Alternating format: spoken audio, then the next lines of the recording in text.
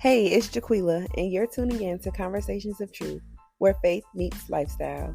Get ready for real talk, genuine connections, and a safe space for everyone. I'm not a therapist, but I've weathered life storms, and I'm here to share. Let's heal together. Now open your heart and mind because the journey starts now.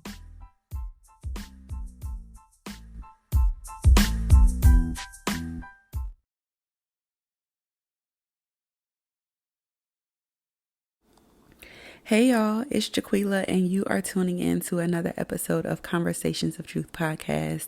Now, I know that we've been gone for some time, but if you know anything about me, you know that I do not like to post just to post, and I don't like to publish episodes that I haven't had time to sit with, that I have not experienced, or that I don't feel like God is leading me to post. So everything that I do, I try my hardest for it to be God led. I try to make sure that it is God led, and what we are getting into, I believe, is of the Lord. So how many of you guys have said, I'm going to do this thing, right? You have this large vision that God has given you. You can see the end and you're trying to make your way to that end, right? To the vision at large. And instead of taking small baby steps, you're trying to take large steps, right? Instead of taking small bites, you're trying to eat the whole thing in one bite. I can say that has been me. I have been in that place.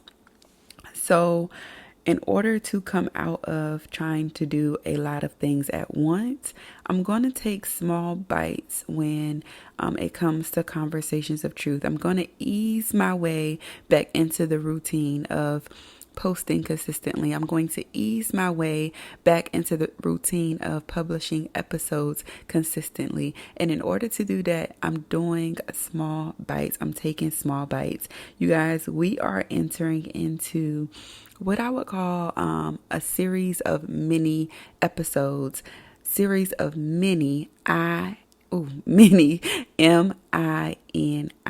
episodes. And the title of the series is Questions to Ponder. With each episode, I'm going to pose a question or two.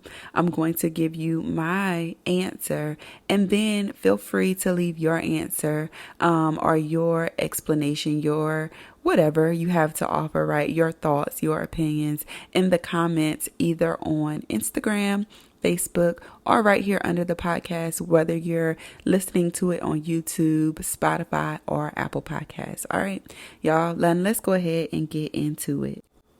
So the first question that we are going to ponder on today's episode is, what does guarding your mind look like to you?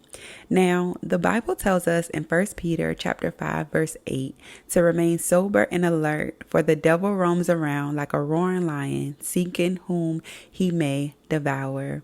Now, this means that he is not stopping to take a rest. And though he isn't omnipresent like our God, big G, not the little one, he uses whomever he can to do his dirty work. Proverbs chapter 4, verse 23 also tells us to guard our hearts, for everything we do flows from it. Heart in this reference, or in this scripture, is speaking of our mind and thoughts. When we are not careful to guard our mind and our thoughts, we move and respond haphazardly, not necessarily considering the enemy that is before us or the person who is in front of us that the enemy is using. With that being said, guarding our minds could look like, for me, it looks like being mindful of conversations that are entertained, right? I'm not going to sit and just talk about anything with anyone. What's the point here? What are we trying to get to, right? Since walking with God, I have become much more of a forward thinker. So like I said, the beginning of the conversation, I'm trying to figure out, where is this going?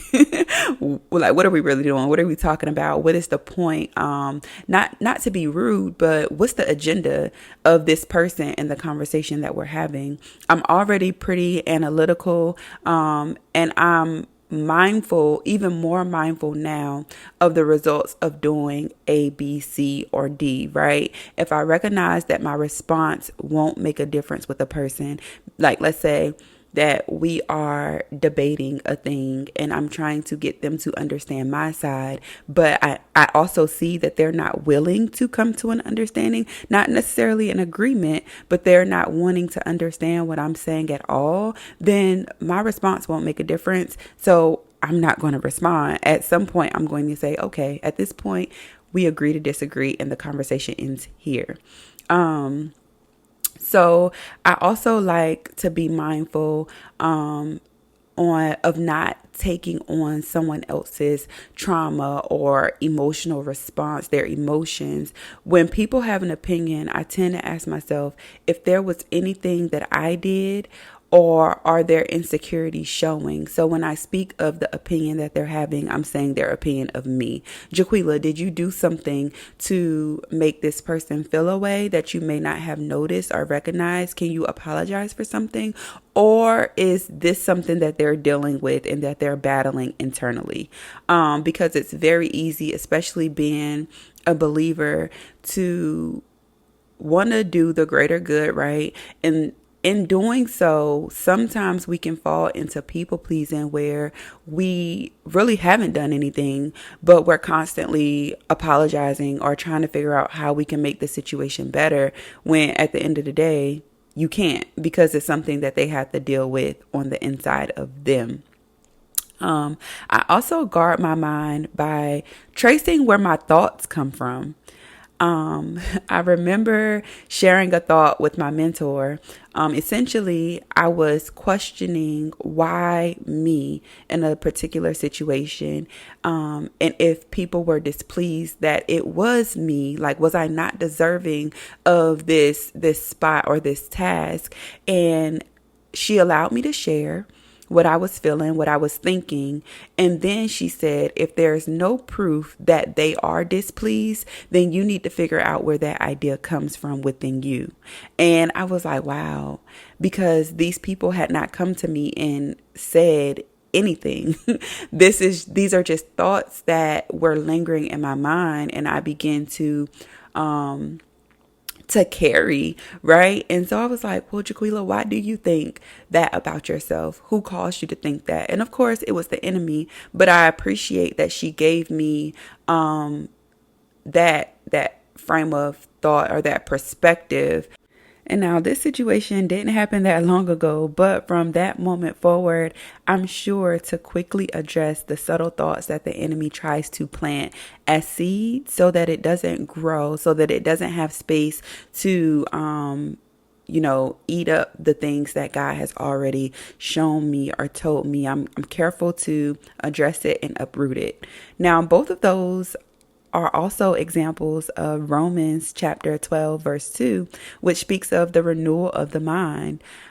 I read this particular scripture in the Amplified version, and it broke it down very clear that the renewal process is a transformational process. It's a step by step. It doesn't happen all at one time. And if you are not careful to guard your progression, you may find yourself in a backslidden state.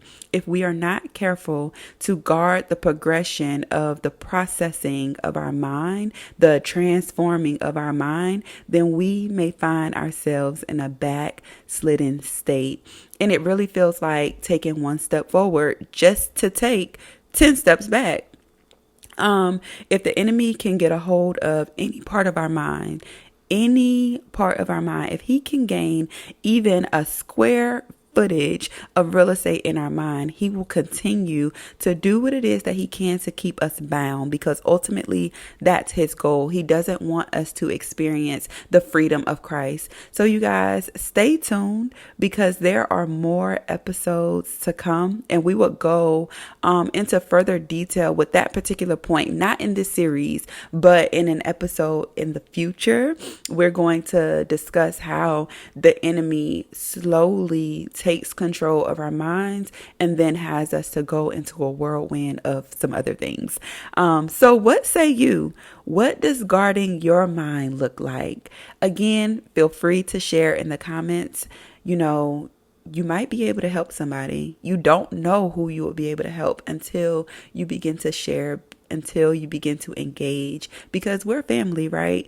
This isn't just a podcast, but this is a platform for God to get the glory. This is a platform to reach believers and non-believers in hopes that they would come into the kingdom of Christ. All right. I love you guys, and I'll talk to you later. Bye.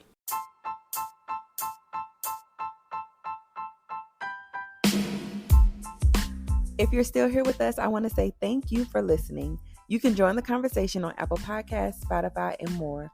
Don't forget to subscribe, share, and leave us a review. You can also follow us on Instagram and Facebook at Conversations of Truth. If you have questions or advice, email us at conversationsofTruth@gmail.com. Remember, you are loved, valued, and there is always hope. Until next time, I love y'all. Bye.